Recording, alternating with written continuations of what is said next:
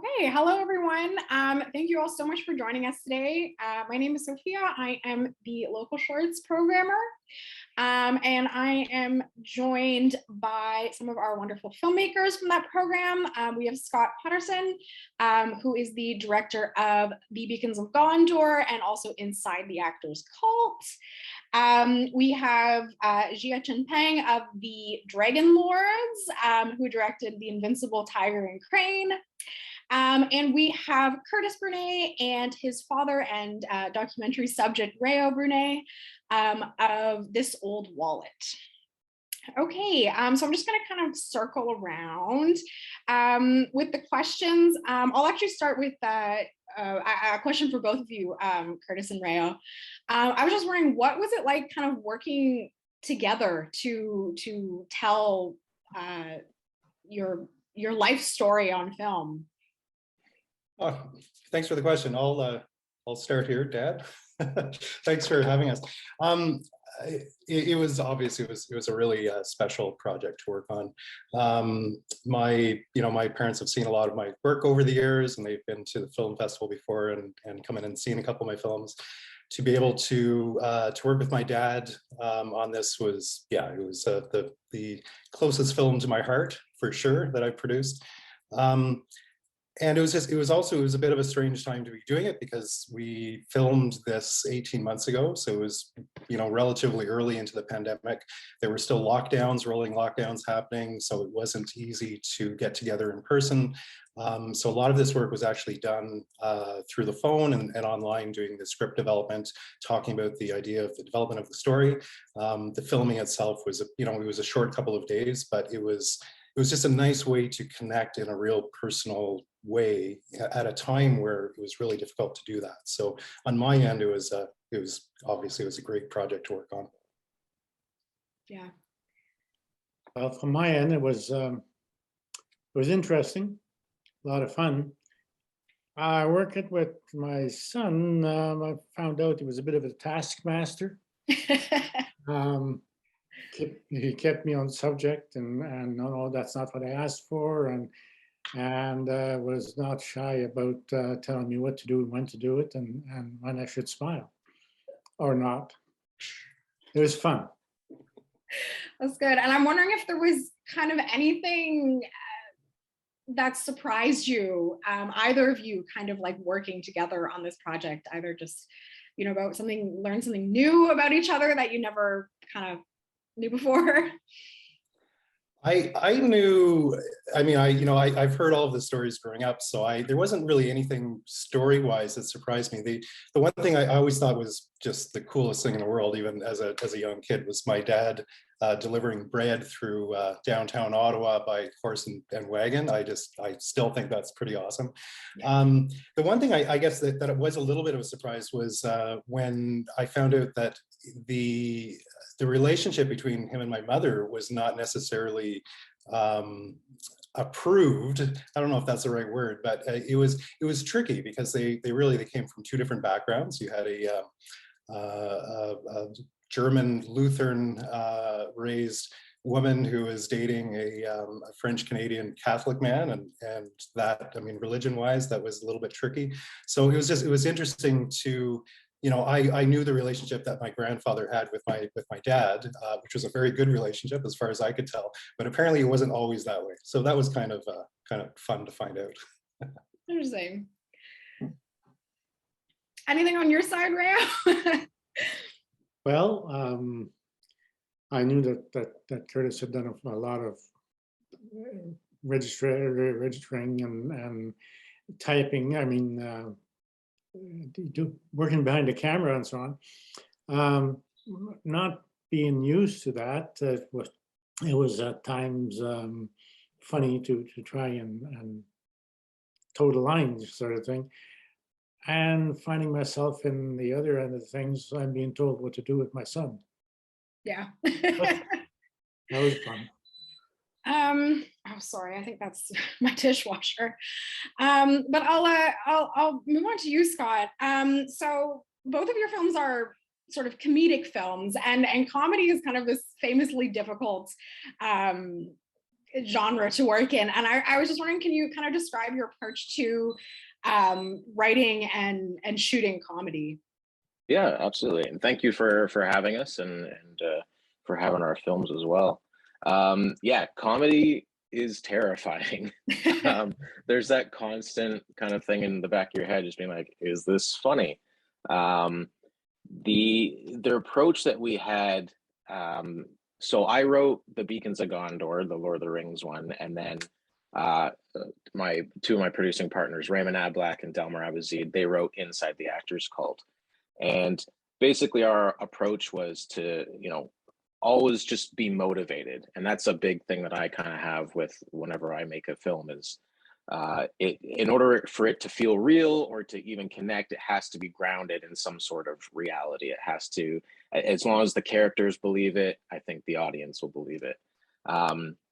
For The Beacons of Gondor, we definitely took some liberties with Lord of the Rings.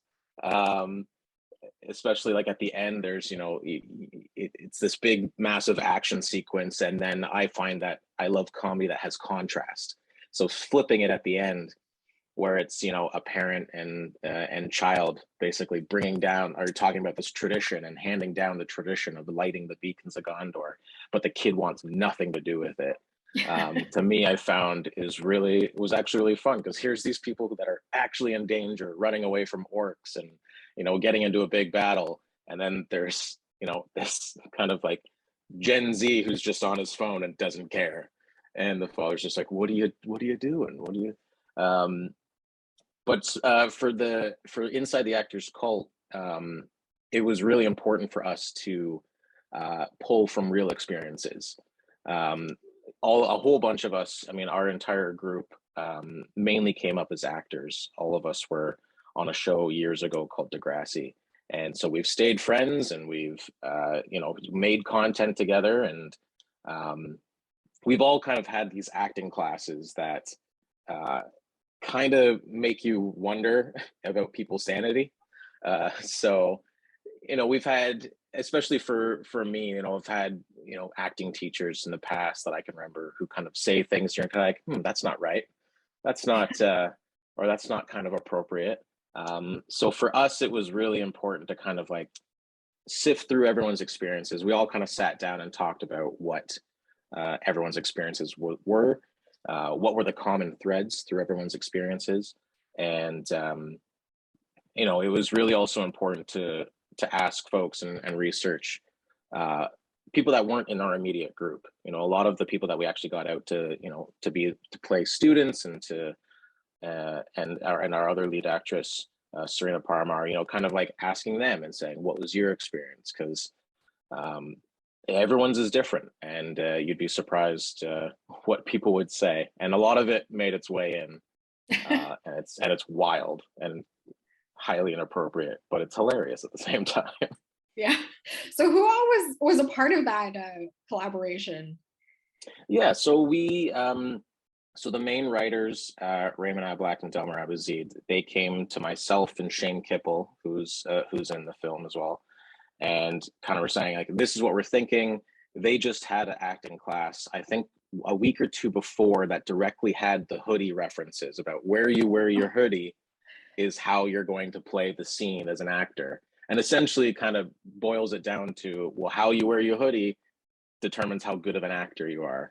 And it's some of those things where it's like the common thread was every acting teacher thinks they have the secret, ingredient. But really it's, acting and, storytelling. It's a very organic experience. Everyone has a different approach. Everybody has a different way of doing things. And it was taking that idea and kind of running with it and thinking like, unless you do this one thing, you're going to fail. Yeah. And then sprinkling in just like everyone else's experiences, like the teacher is, and we call it Inside the Actors Cult because he's very much like a cult leader. He's got these, these tendencies and, political incorrectness. And we pulled a lot from, I had an acting teacher years ago who was very misogynistic. And I was just like, this guy's nuts. like how this guy doesn't have a clue. And I was like, that's bringing some of that. That's bringing all this to kind of shine a light on, you know, kind of these themes of toxicity and, you know, manipulation, how easy it is to manipulate and to be manipulated.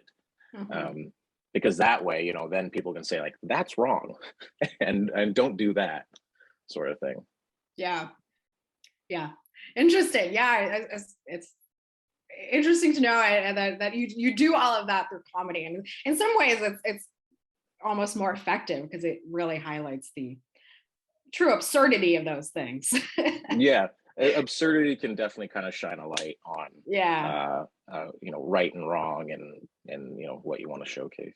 Yeah. So I'm moving on to you, Jia. So you describe your film as a love letter to the work of Lau Kar-leung. I hope I said that right. Can you tell us kind of a bit more about that inspiration and like how it manifests in your film?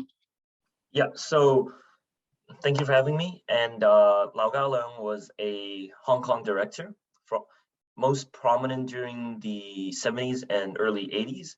And he made a lot of martial arts films working for the company Shaw Brothers back in the days.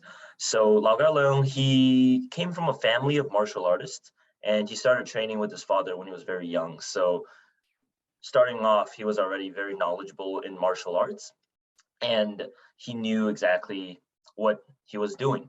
So, and then he moved on to filmmaking, and his father was also in filmmaking in the early 50s. And then so he just tagged along, and he started off being a stuntman, like you most likely would, starting off in the film industry. You start off as a stuntman, and then he eventually, because he was so knowledgeable on martial arts and he was so good at doing it through the training and everything, he quickly rose up to become an action director, like a stunt coordinator. And then eventually in, I believe, 1969 or like 70, they gave him his own movie, and then he directed his first film, which was, I believe, The One-Armed Swordsman. And then that blew up, and then he just became a pretty big director in Hong Kong. And so what I most admire about Lau Kar-leung is his authenticity to martial arts, because I feel like in movies, a lot of times people tend to over exaggerate, right? For the sake of making it look good on screen, they would over exaggerate, but through over exaggerating martial arts, you make it look fake, right? It doesn't feel like martial arts anymore because it's so fancy and it's so flashy. It looks more like a dance, right? You can't really see or feel the power behind the movements. But what I admire about Lau Kar-leung is that he always stayed true to his roots, because he was a real martial artist, right? He wasn't much of a performer when he started off, so he knew what it was like to fight, and he knew how to put power behind every single hit he would perform on screen. So I just really love how he stayed true to his roots, and his fight scenes in his movies are some of the craziest. Like, they're just fast, they're powerful, and they're snappy. Like, he made every hit look like it could hurt. Right, sometimes in movies, you know, people hit each other, but like you can't really feel the power. Every single one of his hit, you could see and feel the power. And so that's one inspiration. But another huge inspiration for me was his ability to choreograph movements. And of course, it's no easy task putting two people's movements together and you're trying to make it work, make it make sense, right? Like if you're in a fight, how would each movement react to another movement, but also make it look good? But he was able to do all three. Like, he was able to make it look realistic, he was able to make it look good, and make it make sense, right? And so it's that intricacy in his choreography that sometimes it's hard for me to explain. Like, you just have to kind of watch his work, and then you'll understand, like, holy crap, like there's just so many things going on, but like they all make so much sense as a martial artist, because like, you know, like I'm a martial artist, and like, yeah, I would see how someone would block or dodge a hit like that, but like it also looks so good. It's so fast and it looks so good and so intricate, and it's just that I'll perhaps never understand how he managed to do it, but I tried my best to replicate that, to do his movies justice through my own work, The Invincible Tiger and Crane. Yeah. Can you tell us a bit more about kind of how you maybe tried to replicate that through your cinematography or your choreography, any of that? Oh yeah, so the cinematography was just pure, basically like only wide shots, wide angle or medium close-up. Not a lot of camera movement.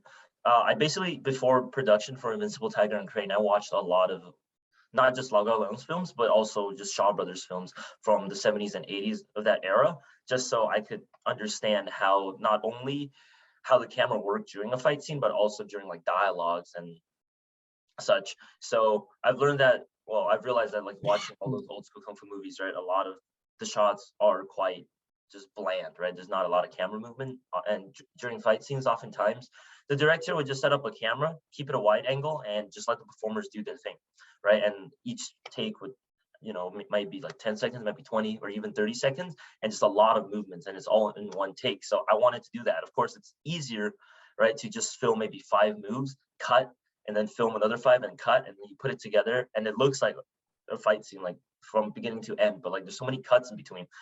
But back then, right, people, they just let the performers do their thing. They do like 10, 20, 30 movements, and then it's a cut. So that's the number one thing I try to replicate. It's just that not no cuts, but less cuts, less camera movements, because you're not watching a martial arts film, in my opinion, to watch fancy camera work. You're there to watch 2 performers perform, like 2 martial artists fight. And so you just have to do the martial artists, the performers, justice by keeping the camera still and steady and clear, and just capturing every single one of their movements, because they know what they're doing. And in terms of the choreography, once again, like I said, right, Lau Gao Leung was really, in my opinion, like the best at choreographing martial arts, especially traditional martial arts. So I watched a lot of his movies. I watched a lot of his documentaries. I watched a lot of his interviews as well, and just basically any footage of him I could find on the internet. And I just tried to figure out what the secret sauce was to his choreography and like how he was able to do it. And so what I've realized was that no matter how hard I look, I still can't be exactly like him, but that's okay, because I'm not him, right? Like I can only do my best to try and replicate what he was able to do, but it's okay if it's not 100%. And for choreography wise, mostly it's just me. I would be on set with my partner who I was fighting, and we would just figure out movements, right? It takes 2 people at least to come up with choreography. It's really hard to just come up with it all by yourself. You need like another person to reciprocate, and then to see if it actually works. So it's just basically me watching a lot of movies and then trying to replicate what I see. Yeah. I mean, also, you know, you say you can't replicate him exactly, but I mean, you're also just at the beginning of your career as well. Like, there's so much farther for you to go. Oh yeah, I'm excited to see what the future has to bring. Yeah. All right. Yeah. So unfortunately, we're out of time. But I wanted to thank you all so much for joining us and for sharing all your insights with us.